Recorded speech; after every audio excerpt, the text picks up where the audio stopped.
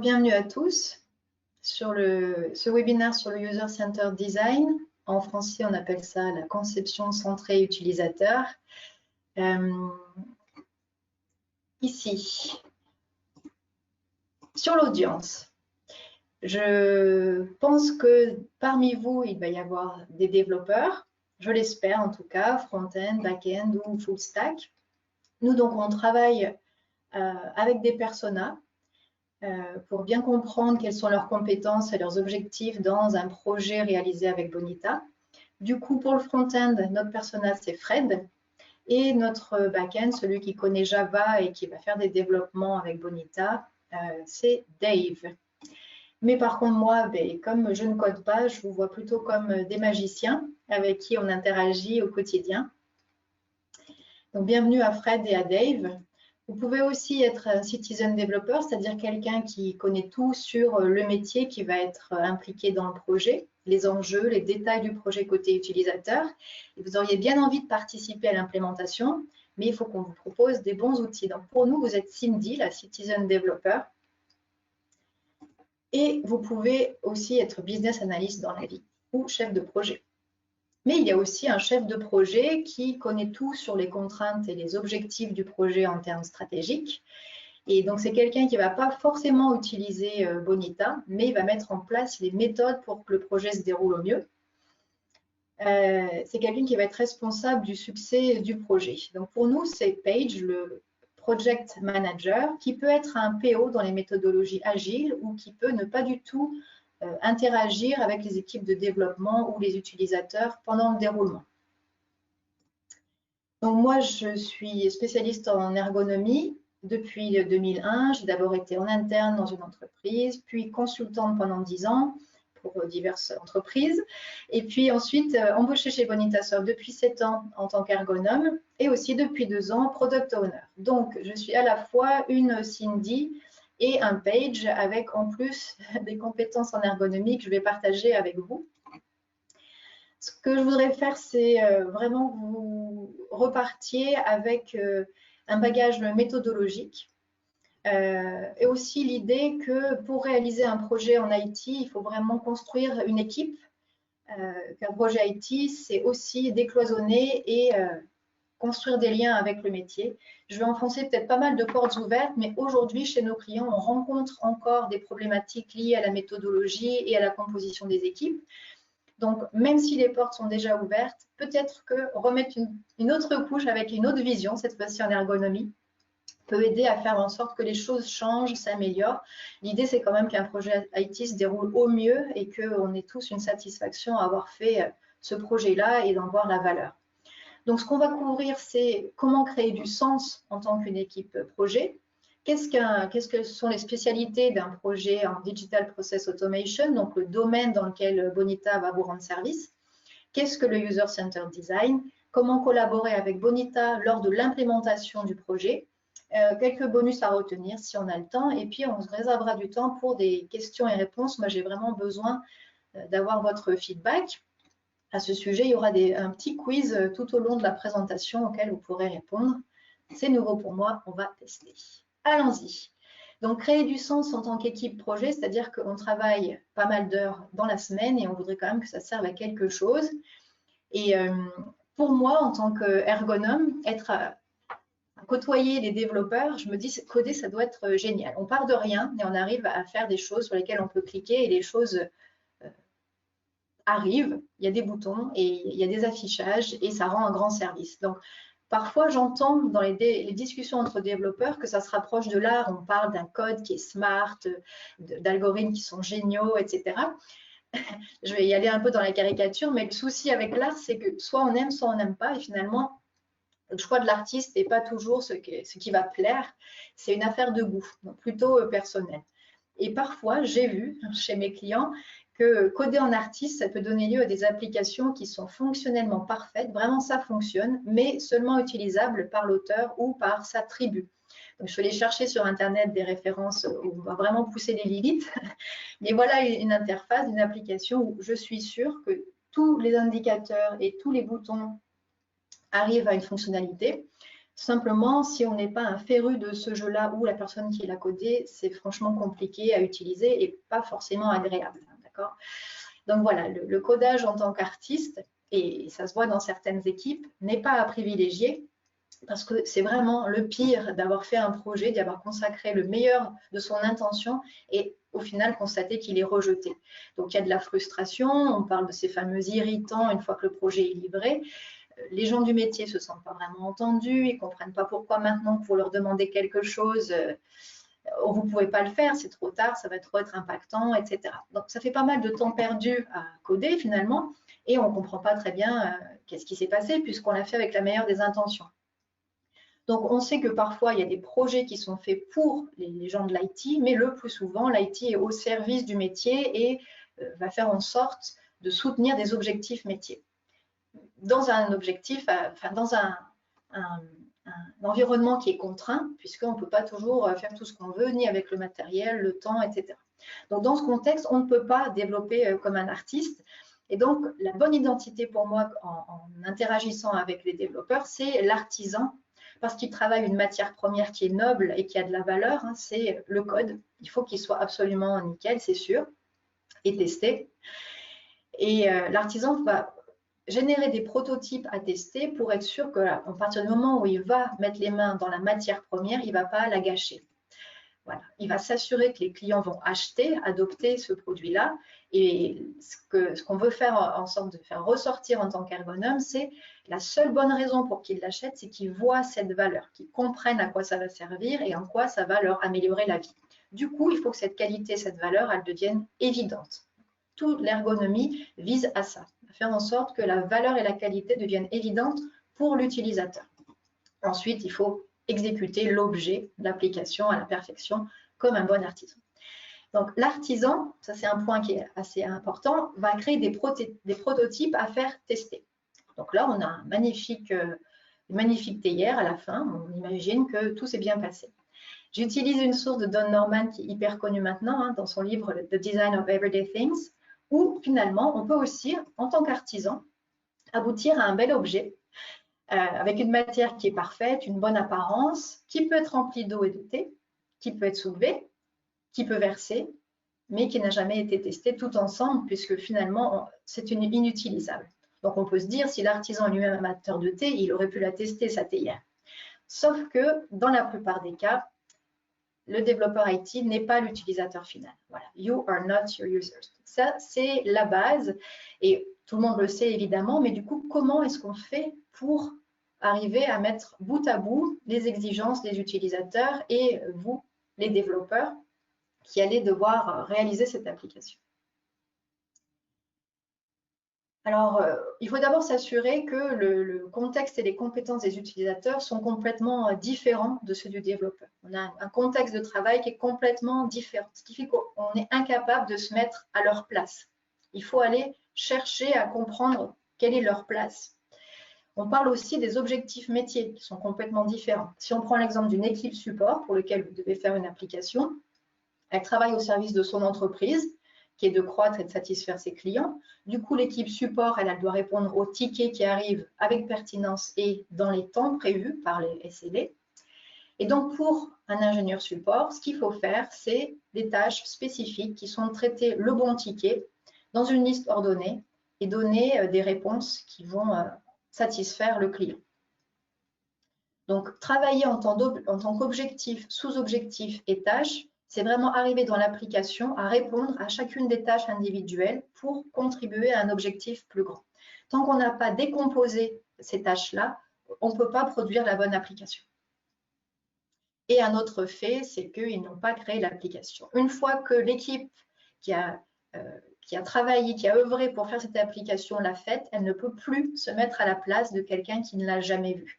Donc, il faut absolument aller chercher les personnes avec un œil neuf pour qu'elles puissent donner leur avis et que nous, on puisse s'assurer que la valeur et la qualité sont perçues.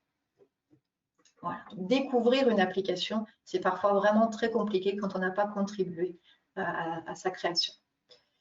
Un autre fait, les utilisateurs disent vouloir quelque chose, avoir besoin de quelque chose, mais finalement, ce n'est pas forcément ce dont ils ont vraiment besoin. C'est-à-dire qu'on a tous un recul sur notre activité qui nous fait avoir des avis subjectifs sur les outils qui nous sont nécessaires. Et souvent, ce qu'on dit qu'on veut, c'est très complexe. On veut beaucoup de choses. Il y a beaucoup de choses qui nous permettraient de faire mieux notre travail, etc. Mais c'est souvent assez théorique et subjectif. Alors même que la personne vous dit du meilleur de ce qu'elle pense, ses besoins. Donc, au-delà des entretiens, il faut trouver quelque chose pour dévoiler les vrais besoins. Et les vrais besoins peuvent démarrer avec quelque chose de très simple, d'objectivable et d'assez pragmatique. On n'a pas besoin de créer une usine à gaz tout de suite pour répondre aux besoins principaux d'une équipe.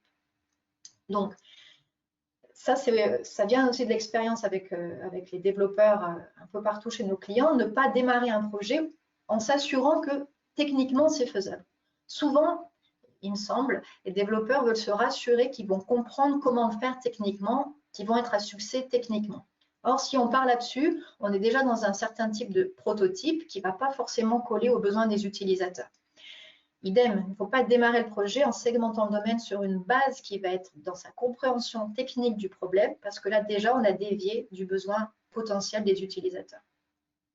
Et ensuite, il ne faut pas démarrer un projet en se mettant à la place de l'utilisateur pour savoir comment nous, on aimerait bien que cette app soit faite, peut-être encore une fois des portes ouvertes. Donc, Dev ou Fred ne sont pas les bons modèles pour les utilisateurs, ni leur tante. D'ailleurs, c'est vrai que souvent on dit, oui, mais moi, je connais quelqu'un qui… Non, il faut vraiment travailler avec les utilisateurs finaux.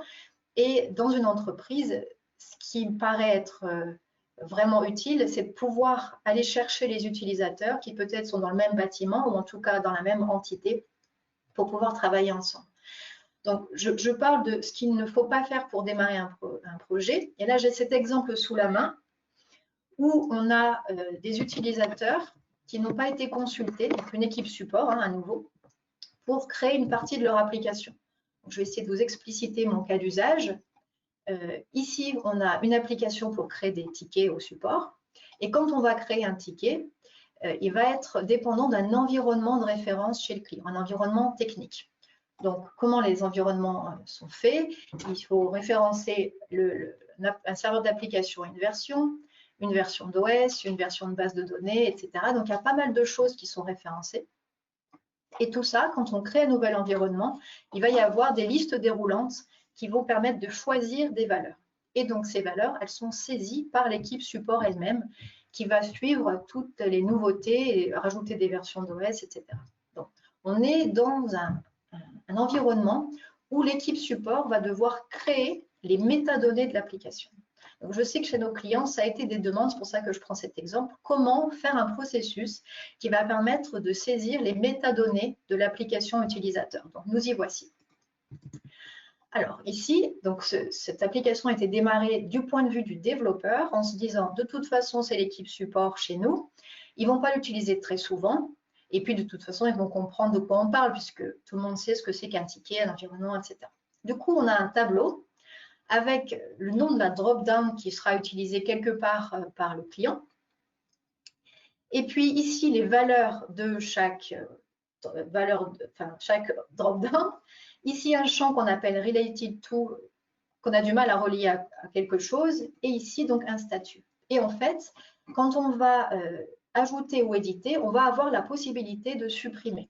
C'est qu'on n'a pas vraiment un bouton delete, mais on va avoir la surprise d'avoir un delete dans la pop-up. Et ici, effectivement, les menus de l'application sont les valeurs des drop-down, mais aussi les composants et les versions des composants distinguées les unes des autres. Donc, bref, autant je pense qu'au niveau de la base de données, comment elle a été structurée, tout a du sens dans cette interface, autant au niveau de l'utilisation et du remplissage, il faut que l'utilisateur déconstruise sa connaissance du métier pour reconstruire en fonction de ce qu'on lui propose sur l'écran. Voilà. Donc ça a été un projet qui a avancé en l'état.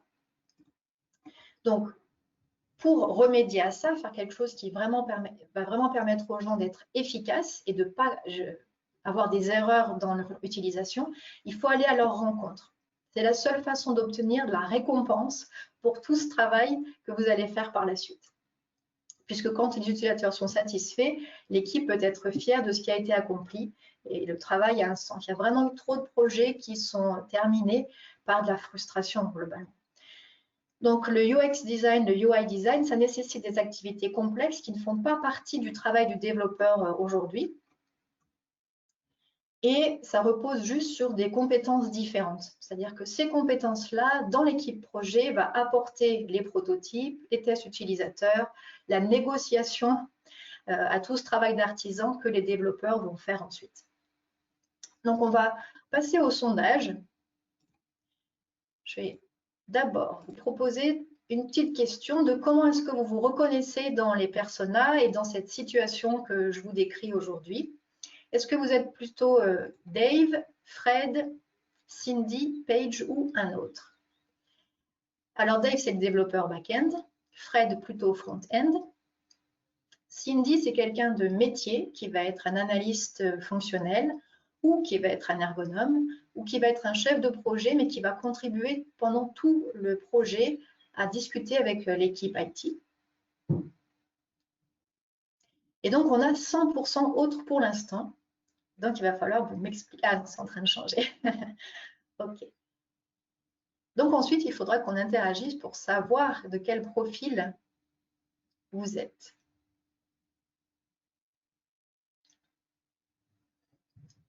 Donc, je laisse encore quelques secondes.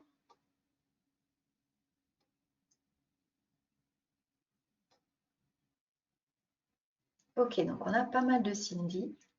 Je ferme le sondage dans 5 secondes.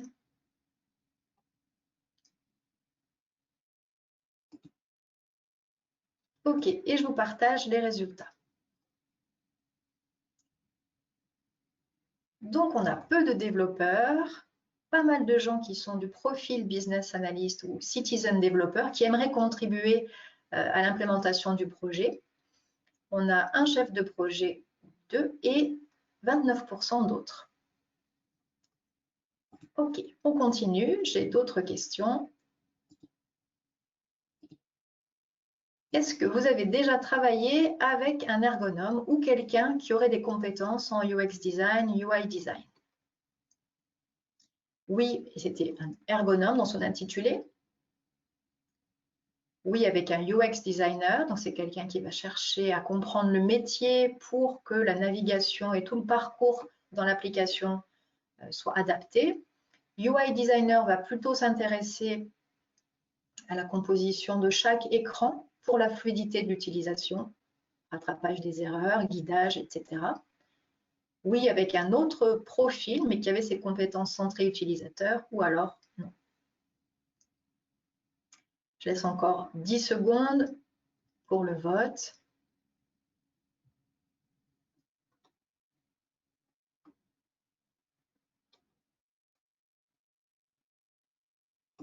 Je ferme et je vous partage les résultats. Donc, on a une plus grande majorité de personnes qui n'ont pas eu dans cette équipe projet des compétences centrées utilisateurs. 19% avec un ergonome, 13% UX designer, 25% UI designer et 13% avec un autre profil qui avait ses compétences centrées utilisateurs. OK, très bien. Et ensuite,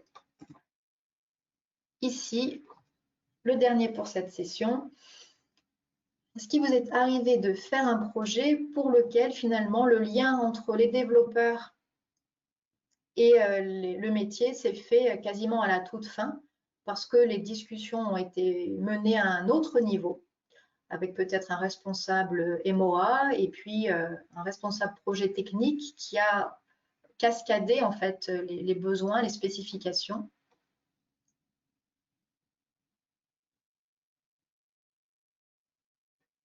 Alors, je laisse encore une dizaine de secondes.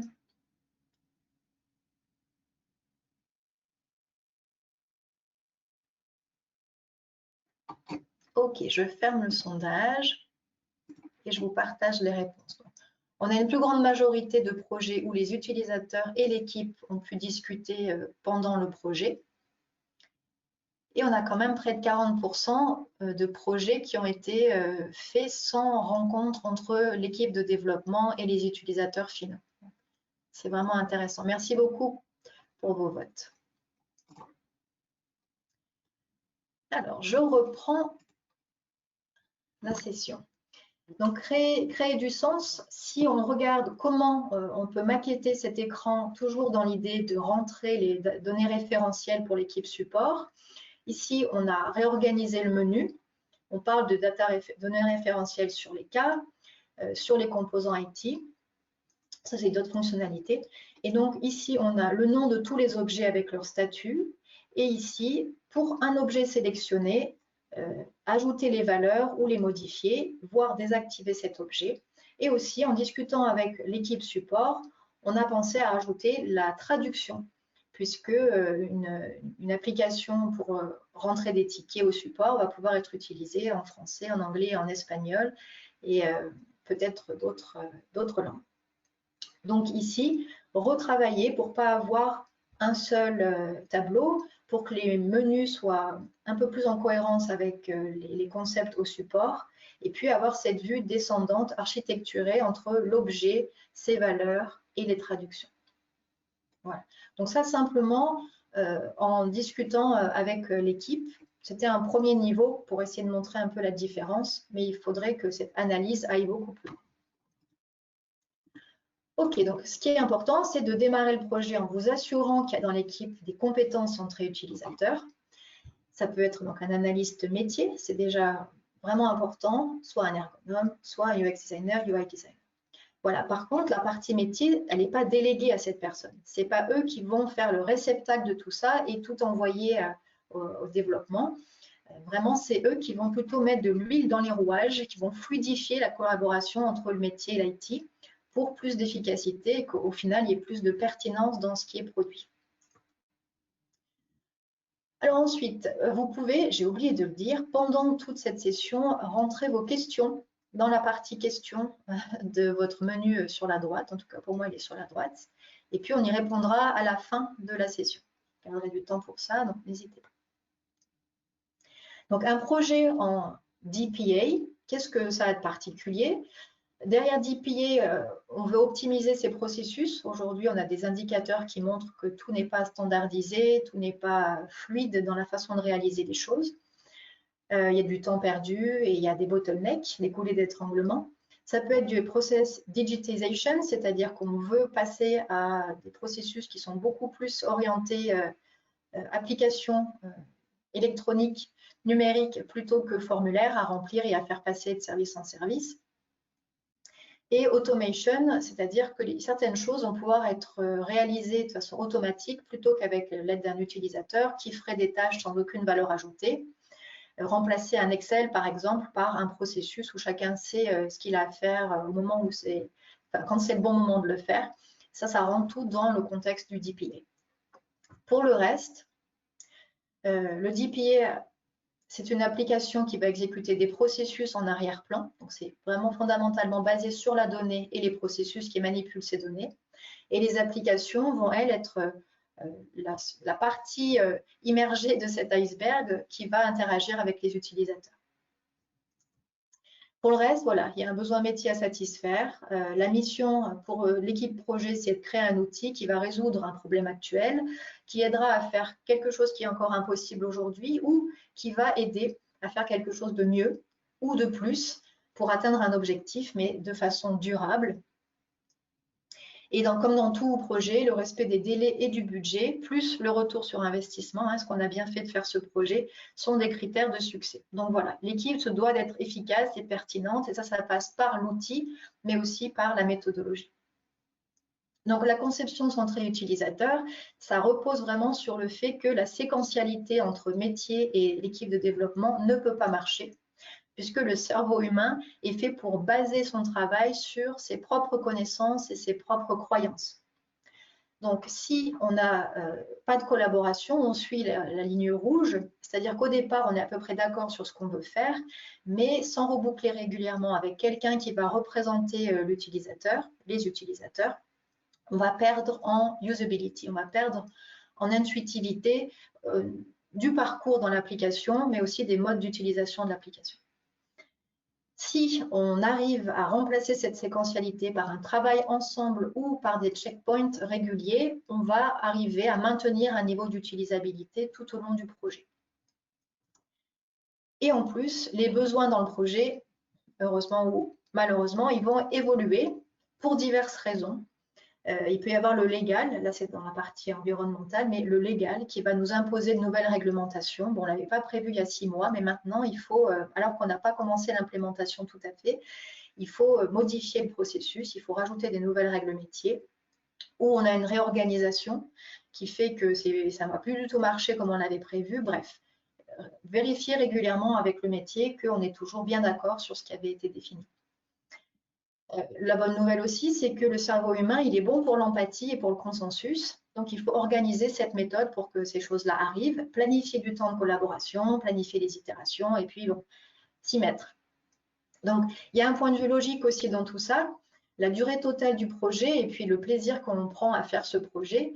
Si on prend un temps de spécification et qu'après on donne ça à l'équipe de développement et qu'on fait la release à ce moment-là, il va y avoir pas mal d'irritants, certains qu'on va arriver à fixer, mais pas tous, loin de là, accumuler une dette, et puis clairement, entre l'IT et les utilisateurs, l'ambiance ne va pas être au beau fixe, comme je disais tout à l'heure.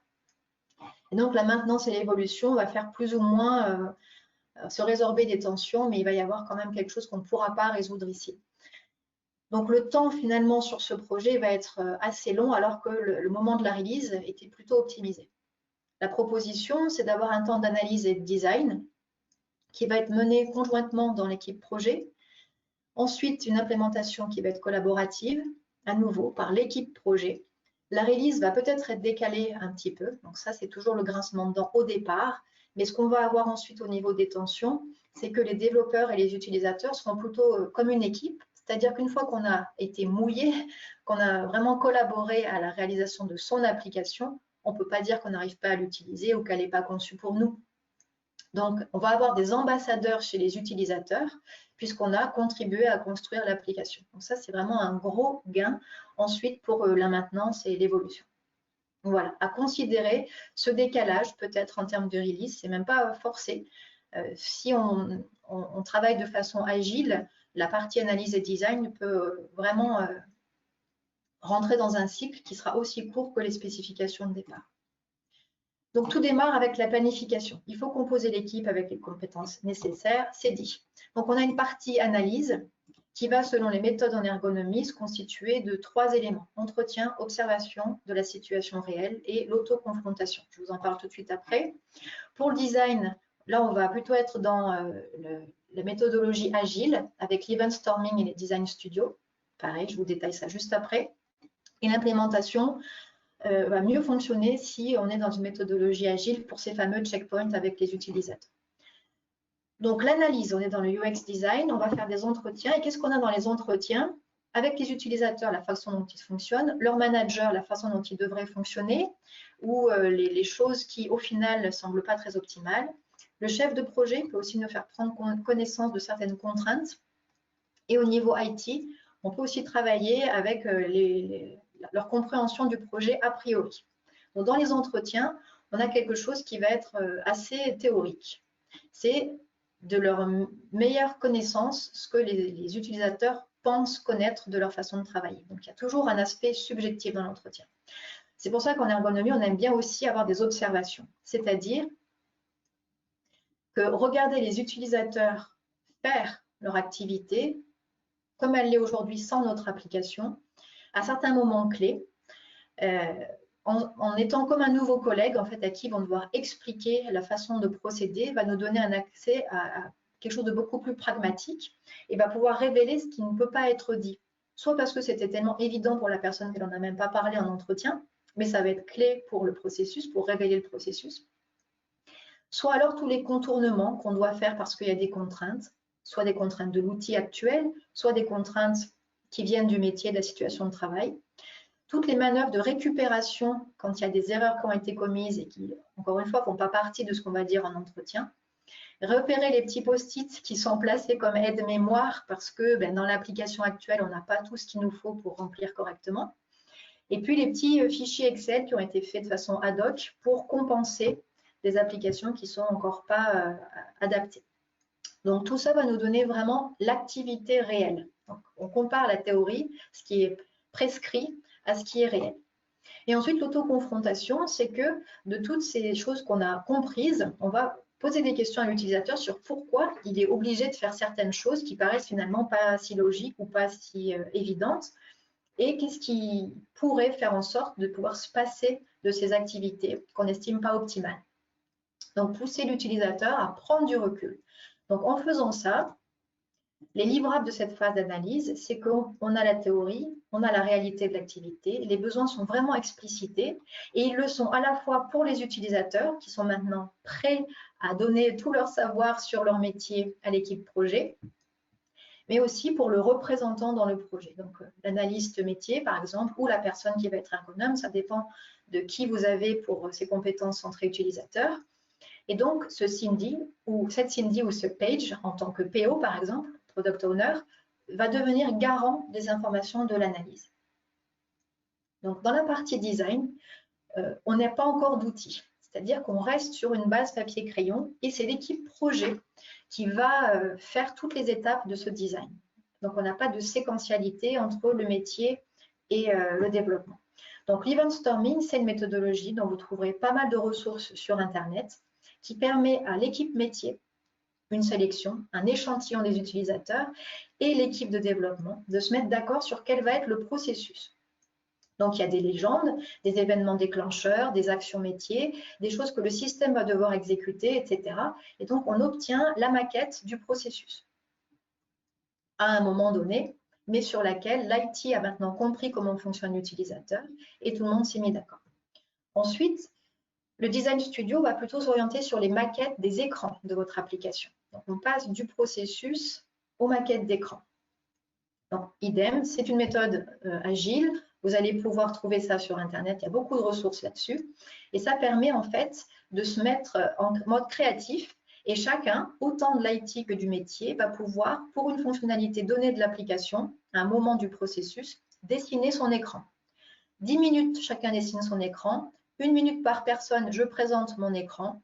10 minutes, je redessine un autre écran en m'inspirant des idées de tout le monde. Et à la fin, on a une synthèse des meilleures idées pour concevoir cet écran.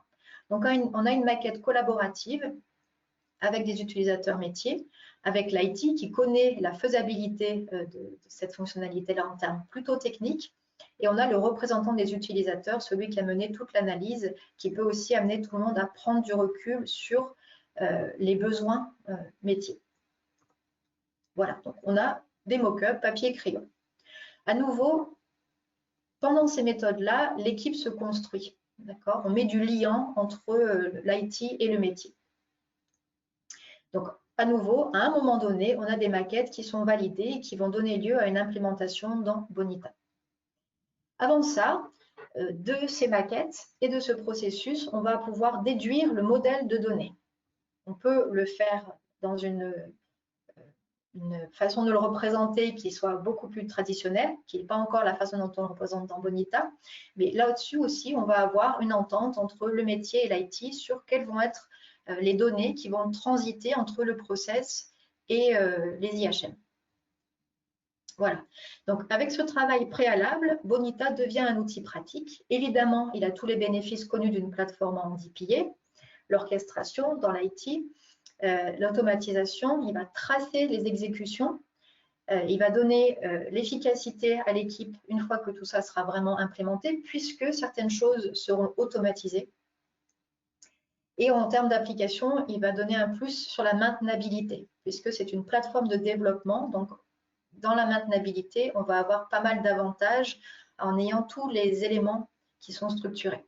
Et puis, l'amélioration continue qui est vraiment un gage du BPM de tous ces projets-là.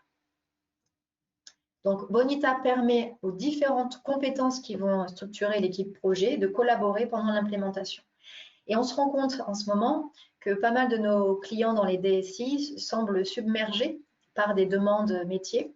Donc, si le métier peut lui-même contribuer certaines choses métiers dans Bonita, ça peut faire gagner pas mal de temps à l'équipe de développement. Et puis aussi, c'est une aide, cette collaboration, pour pouvoir maintenir le projet dans la bonne direction, comme on voyait tout à l'heure. Donc, collaborer avec Bonita. Donc, moi, on pense que Cindy et Dave et Fred vont pouvoir collaborer dans Bonita à des niveaux différents, comme je le disais, et je vais vous démontrer ici. Donc, pour le BDM et pour les processus, Cindy, donc c'est quelqu'un qui est garant du contenu métier, va pouvoir contribuer en pair programming avec Dave. Elle va représenter le métier.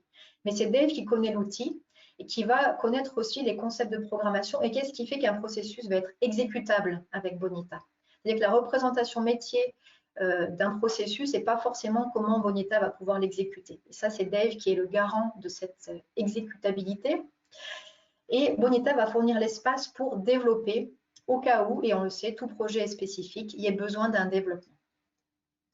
Voilà, donc Cindy et Dave vont négocier en temps réel entre le besoin métier et les contraintes techniques. Je vais passer sur Bonita pour vous montrer ça. On est toujours dans cette application pour le support qui va permettre de remplir les métadatas, les master data. Et aujourd'hui, alors que Cindy ne l'aurait pas imaginé comme ça, un processus pour mettre à jour les données référentielles, ça va du point de vue développeur ressembler à ça. C'est-à-dire qu'on va initialiser le processus avec la donnée et puis on va avoir simplement une porte logique qui va dire est-ce que le bouton appuyé ça a été delete ou est-ce que le bouton appuyé ça a été update. Si c'est delete, je vais procéder à la suppression. Sinon, ça y est, j'ai mis à jour, c'est terminé. Donc là, il faut une logique développeur pour avoir optimisé ce processus-là. Et donc, Dave va vérifier avec Cindy qu'on a bien le bon comportement. Donc là, on est dans un projet qui est vraiment spécifique à la mise à jour de données référentielles. Par contre, Cindy, elle va pouvoir, dans Bonita, définir le modèle des objets métiers. C'est-à-dire que c'est assez simple de créer un nouvel objet métier et puis lui attribuer tous les attributs, lui donner tous ces attributs. Par exemple, on voit que la version de l'App Server, comme on voyait tout à l'heure dans les listes déroulantes, va référencer l'App Server. L'App Server, c'est un autre objet que j'ai créé ici. Donc, Cindy peut complètement dire qu'un des attributs de la version de l'App Server, c'est l'App Server lui-même. Par contre, au moment de créer cet attribut, il va falloir qu'elle dise si leur relation est plutôt de type agrégation ou de type composition. Donc, nous, on a proposé une description ici des relations, l'agrégation, composition, etc. Mais peut-être que Dave saura mieux lui indiquer ce qu'il faut choisir. Et aussi, on a un paramètre ici qui est vraiment bas niveau, je dirais, dans la relation avec la base de données, c'est est-ce qu'on va faire du eager ou est-ce qu'on va faire du lazy, c'est-à-dire charger le père et son fils en même temps ou ne charger le fils que lorsqu'on en a besoin. Donc ça, pour Cindy, on est dans un niveau technique qui n'est plus le niveau métier. Et donc là, Dave va devoir aussi assurer la complétude de ce BDM en ces termes-là. Donc, Cindy crée l'objet métier, les objets métiers. Ce qui est pas mal, c'est quand elle s'y met, ça va vraiment être nommé, un peu comme dans le domaine driven. On va avoir les noms comme le métier les envisage et pas comme le développement les envisage. Donc, c'est vraiment important que Cindy fasse le modèle. Voilà. Ensuite, après le BDM et le processus, on va passer à la partie visible, donc les pages, les applications et le layout. Donc, Cindy peut complètement initialiser les pages, mettre des widgets et décrire pour chaque widget ce à quoi il va servir. Et ensuite, Fred peut récupérer tout ça pour la compréhension de cette page. C'est basé sur les mock-ups. Ils sont tous les deux au courant de ce qui avait été dit pendant les ateliers de Design Studio. Donc, il y a des capacités de visual programming dans Bonita. Elle peut construire les applications, je vais vous montrer ça. Et puis, elle va documenter à des endroits où le code va être nécessaire pour que Fred et Dave, eux, puissent anticiper les développements qu'il va y avoir besoin. On sait qu'on peut développer des extensions des REST API dans Bonita, des custom widgets et améliorer le visuel des pages et des formulaires avec du HTML et du CSS. Donc, tout ça, à partir des pages développées par Bonita, ça va pouvoir être anticipé par Fred et Dave. Donc, je vous montre ça.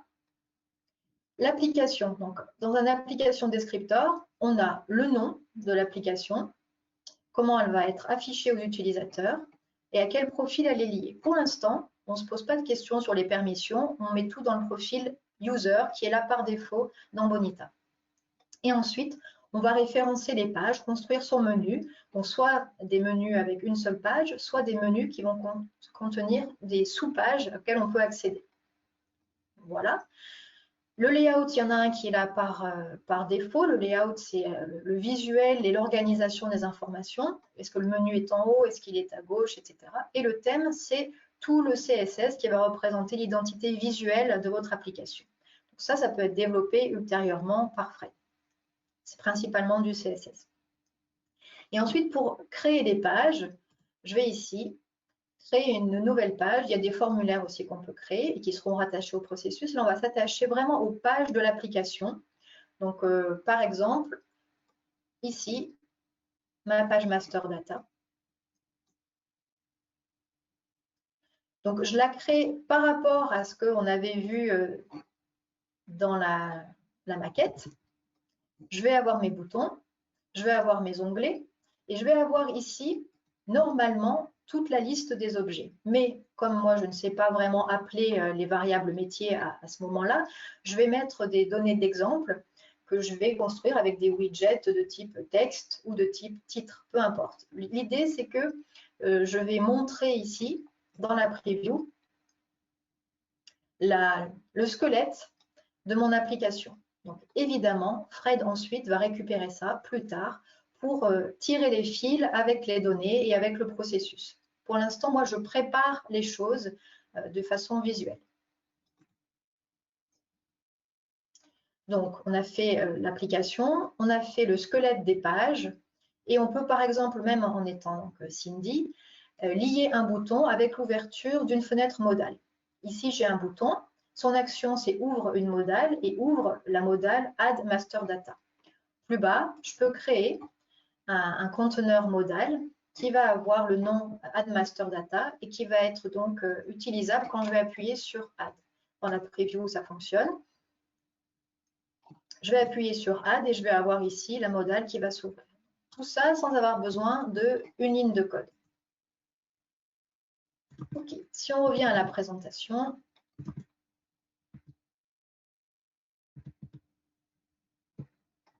hop. Voilà, donc pour gérer les données derrière tout ça, c'est Fred et Dave qui vont pouvoir s'en occuper ultérieurement. Mais en tout cas, on leur donne la possibilité d'anticiper ce qu'ils vont devoir faire ensuite. Là, c'est le moment où on a fait les données, les processus et en gros les interfaces utilisateurs. Donc, c'est important à ce moment-là de faire une revue par les utilisateurs, c'est-à-dire vérifier que les besoins n'ont pas changé, qu'il n'y a pas de choses révolutionnaires, parce que la suite, c'est justement de tirer les fils entre le process, les données, faire la glue entre le processus et les interfaces. Et ça, on sait que l'itération est plutôt compliquée une fois qu'on a commencé à faire ça. Donc, on fait une ultime revue, on va dire, et ensuite, on entre dans le code.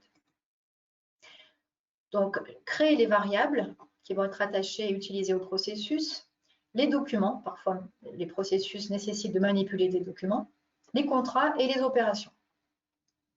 Donc, c'est Cindy qui peut créer ces variables, qui peut créer des documents et qui peut créer les contrats. Les contrats, possiblement moyennant une formation à Bonita, parce que c'est un concept qui est propre à Bonita. C'est ce dont une tâche a besoin pour pouvoir s'exécuter. Donc, c'est soit quelque chose que le formulaire va lui renvoyer, soit quelque chose qu'en appuyant sur un bouton dans une page, on va lui renvoyer, ou quelque chose qui va être exécuté par un autre système externe qui va pouvoir nourrir cette tâche pour qu'elle puisse s'exécuter. Donc, Fred et Dave se renseignent sur les contrats nécessaires pour pouvoir mettre en cohérence les process et les IHM. Et Dave va instancier les variables et les documents créés et va pouvoir aussi créer les opérations nécessaires, puisque là, on entre dans le domaine du GroovyScript et qu'a priori, Cindy ne maîtrise pas le GroovyScript. Je vous montre dans Bonita comment ça se passe au niveau des variables. Donc, pour chaque processus, au niveau de l'instanciation ici ou au niveau d'une tâche, on va pouvoir déclarer des données. Des données qui sont composées, si j'en ajoute une par exemple, je vais pouvoir la nommer, décrire le comportement que j'aimerais qu'elle ait et je vais choisir l'objet métier dont elle dépend. Voilà. Si je prends la donnée qui a déjà été créée et instanciée ici, on voit que en fait, les données avec lesquelles elle va être instanciée proviennent d'un script Groovy que Dave est en capacité de rédiger. Voilà.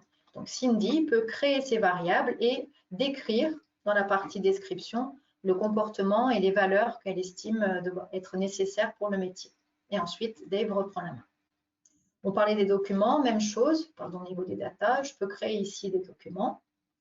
Et au niveau des contrats, donc ça se passe dans l'exécution, je dois créer ce qui va être nécessaire au processus pour démarrer. Là, c'est la nouvelle valeur de mise à jour de ma donnée de référence.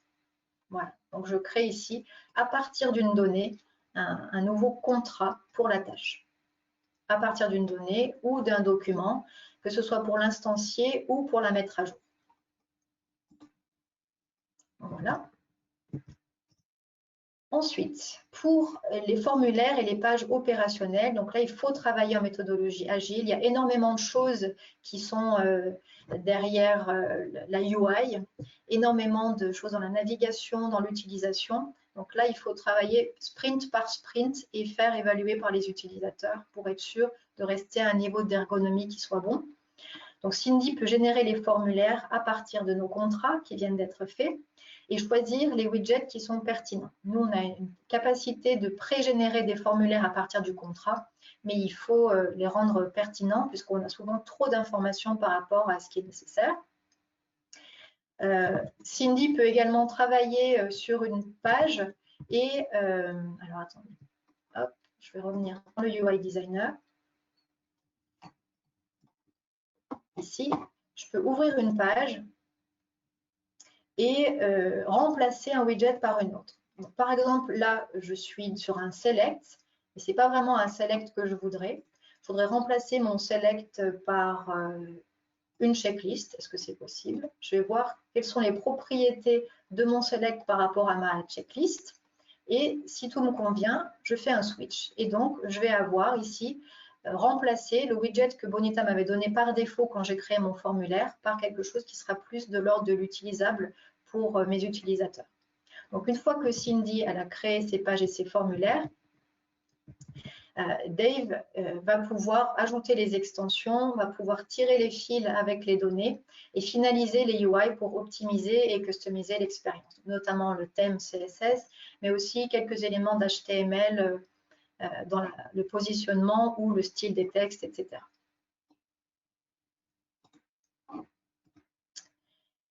Le mode de test qu'on a choisi pour, dans notre équipe chez Bonita, en tout cas, Bonita Soft, c'est le test at my desk. C'est quelque chose qu'on a créé un peu sur mesure, mais voilà, j'en fais la promotion. À chaque fois qu'on a fini des stories, à la fin d'un sprint agile, on va inviter les utilisateurs à venir au poste du développeur pour tester les scénarios qu'on avait prévus pour cette fonctionnalité-là. Ce qui est pas mal en termes d'utilisabilité, c'est que 3 à 5 utilisateurs du même profil vont être clairement suffisants pour détecter les plus gros problèmes en termes d'ergonomie. C'est-à-dire que nous, quand on en a invité 5, au bout du 3e, on sait exactement ce qu'il va nous dire. Il lui manque ça, ça c'était pas clair, et là il a fait une erreur qu'on n'a pas réussi à lui faire récupérer. Donc vraiment, quand il y a une erreur en utilisabilité, c'est clair pour à peu près tout le monde, sauf nous, parce que c'est nous qui l'avons fait, donc on ne la voit plus. Donc, cette histoire d'inviter l'utilisateur au bureau et de lui laisser sa propre souris, quand le développeur et la personne, donc qui sont UX, UI, vont prendre des notes à côté, c'est vraiment intéressant à nouveau dans la coopération, puisque l'utilisateur va rendre un feedback très direct du travail qui a été fait. Et comme le code n'a pas encore été mergé, toutes les modifications sont encore possibles. C'est le bon moment. Donc, on les invite à exécuter les scénarios qu'on a prévus, qui étaient prévus par les stories, mais ils peuvent aussi aller voir ailleurs, tester d'autres choses, des valeurs non prévues, parce que c'est toujours hyper intéressant. On apprend toujours beaucoup de choses. Ensuite, les développeurs et la personne UX UI prennent des notes. Ces sessions vont durer de 1 à 2 heures. Il y a toujours beaucoup de discussions autour de ces sessions-là. Et ce qu'on va surtout regarder, c'est le succès ou l'erreur du scénario. C'est-à-dire que si les 3 à 5 utilisateurs n'ont pas réussi à exécuter les scénarios, la fonctionnalité n'est pas cuite. Il faut bien sûr continuer à travailler dessus.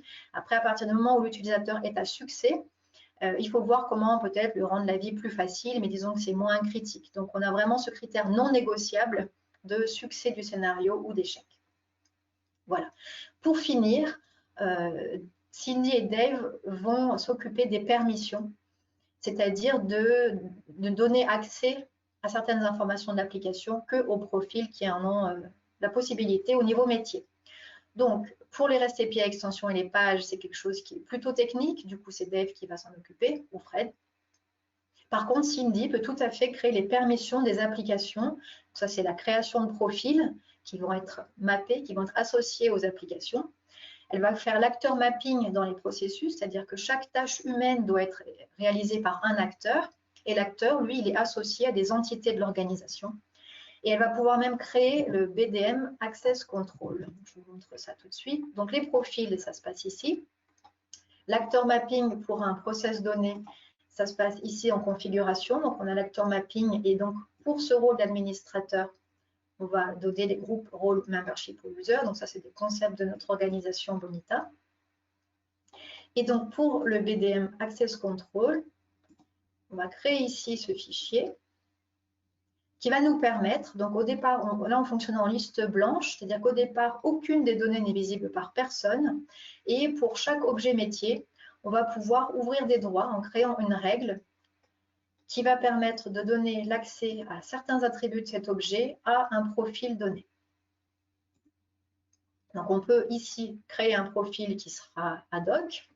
Et on peut, si on ne se sent pas, on n'est pas sûr de la règle qu'on va pouvoir créer, décrire cette règle-là pour laisser Dave ou Fred la faire ensuite. Donc, on a vraiment la possibilité d'interagir. Cindy fait ce qu'elle peut faire au niveau métier. Ce qu'elle n'arrive pas à faire, puisque ça reste dans un domaine plus technique, elle va pouvoir le décrire pour que ça soit ensuite repris dans un temps de séquentialité assez court par l'équipe de développement plus technique.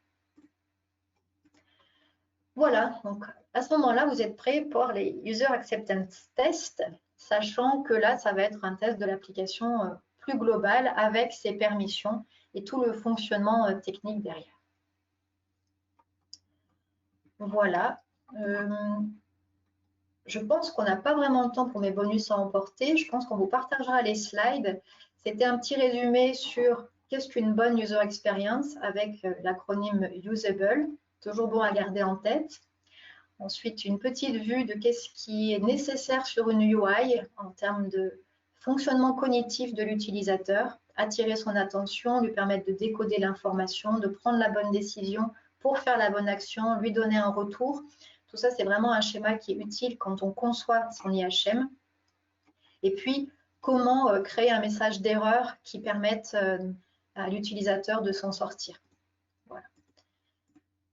La conclusion, c'est que le UX et le UI design, c'est vraiment des compétences spécifiques et qu'il faut les ajouter, que ce soit dans l'organisation métier ou dans l'organisation IT, peu importe, puisqu'elle fait la glue entre les deux. Et qu'il faut faire en sorte que ça puisse prendre place dans le projet de développement de l'application au niveau de l'analyse, du design et puis ensuite de l'implémentation. Voilà, j'ai terminé. Est-ce que vous avez des questions?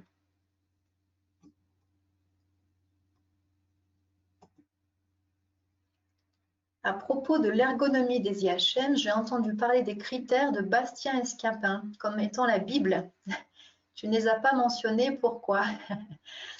Oui, c'est vrai qu'il y a 11 critères sélectionnés par Bastien Escapin. Ils sont assez théoriques, on va dire. Par exemple, ça parle de cohérence. Il faut que pour faire des actions similaires, l'IHM montre des contrôles, donc des boutons, des listes, des widgets qui soient similaires. Donc, c'est des bons principes à avoir en tête. Ça ne remplace pas le fait de confronter avec des utilisateurs. Mais par contre, c'est un très bon principe pour avoir vraiment des applications qui soient professionnelles et dans lesquelles l'utilisateur peut prendre de bonnes habitudes. Et prendre de bonnes habitudes dans une application, ça veut dire qu'elle devient très mémorable et que d'une fois sur l'autre, on peut facilement retrouver ces petits, même si on ne l'utilise pas fréquemment, et avoir une bonne expérience. Ensuite, existe-t-il une formation spécifique pour le User Centered Design? Oui, il existe énormément de Master 2 en ergonomie des IHM ou en ergonomie cognitive ou en UX design maintenant. Donc, il y a Toulouse, l'Université de Toulouse, l'Université de Nice, il y a Sophia Antipolis donc, qui propose ça. Il y a Lyon qui propose ça maintenant. Donc, on est essentiellement à un niveau Master 2. Et on peut y rentrer avec une formation en design graphique. On peut y rentrer avec une formation en développement informatique. On peut y rentrer en ayant fait des études en psychologie cognitive, comme c'est mon cas. L'idée pour moi, c'est que ça ne devrait pas être l'équipe de développement qui aussi ait ses compétences en UX. Il faut qu'il soit bien sûr sensibilisé à ça, mais c'est bien qu'il y ait une confrontation entre guillemets, en tout cas une négociation du représentant métier et du représentant de la technique. On ne peut pas tout avoir en une seule personne et je pense que ce n'est pas souhaitable. Et donc, il y a pas mal d'entreprises qui fournissent ce genre de service en tant que consultant pour que vous ayez ces compétences en interne dans l'équipe projet le temps du déroulement du projet. Autre question. Tu parles d'entretien et d'observation pour découvrir ce que font les gens, mais le process mining qui dessine les processus à partir des logs des applications actuelles n'est-il pas suffisant pour connaître le métier? C'est vrai que le process mining a pas mal le vent en poupe en ce moment. L'idée du process mining, c'est qu'il va observer seulement ce que les gens peuvent faire à travers leurs applications existantes. Or, si ces applications contiennent des limitations, et si on fait un projet DPA, c'est bien parce qu'il y a des limitations, on n'aura pas accès à ces limitations. Ce qui peut être intéressant, si vous avez accès à des applications de process mining, c'est de confronter, au moment justement de ces entretiens ou de l'autoconfrontation, ces logs, enfin ces processus reconstitués de façon informatique à la réalité de ce que les gens pensent faire. Donc, c'est vraiment intéressant pour ça, cette prise de recul, mais aussi de ce qui leur paraît pas optimal. Et donc, ça vous guide sur comment est-ce que le projet de DPA devrait être différent de la façon dont ça fonctionne actuellement. Donc, ça peut être un outil de confrontation. Honnêtement, on laisse la machine faire par rapport à faire un workshop de event storming et du coup, on n'insiste pas sur cette création de l'équipe projet. Je suis vraiment dans l'optique, en tout cas ce que j'aimerais que vous récupériez de ce webinaire, c'est le fait qu'il faut construire l'équipe projet avec les compétences diverses. Alors, formation Bonita User Centered Design, c'est-à-dire est-ce que Bonita offre ce type de formation? Alors, dans les formations Bonita qu'on est en train de refondre, on va avoir une explication méthodologique, un peu comme celle que je viens de vous faire, sur les bonnes pratiques, le phasage, comment l'implémenter dans Bonita. Par contre, on ne va pas encore, mais c'est peut-être une idée, proposer une formation pour que certains d'entre vous, en tout cas les participants à une équipe projet qui vont développer avec Bonita, puissent acquérir ces compétences. Mais s'il y a une demande, on pourrait peut-être répondre à cette demande. Bon, s'il n'y a pas d'autres questions, je vais vraiment vous remercier d'avoir suivi ce webinaire. J'aimerais vraiment avoir du feedback, donc je ne sais pas, je vais demander à l'organisateur du webinaire s'il est possible de vous communiquer mon adresse mail, peut-être à chaud pour parler du sujet. Et sinon, pour parler sur cette expérience de webinaire, vous allez avoir un questionnaire lorsqu'on aura fermé cette session. Donc, je vous remercie vraiment de prendre le temps d'y répondre. On arrive à 18 h, c'est la fin de la journée, mais ces réponses sont toujours très intéressantes pour nous, pour continuer à nous améliorer. Voilà. Et bien, merci beaucoup, passez une bonne soirée et une bonne semaine. Au revoir.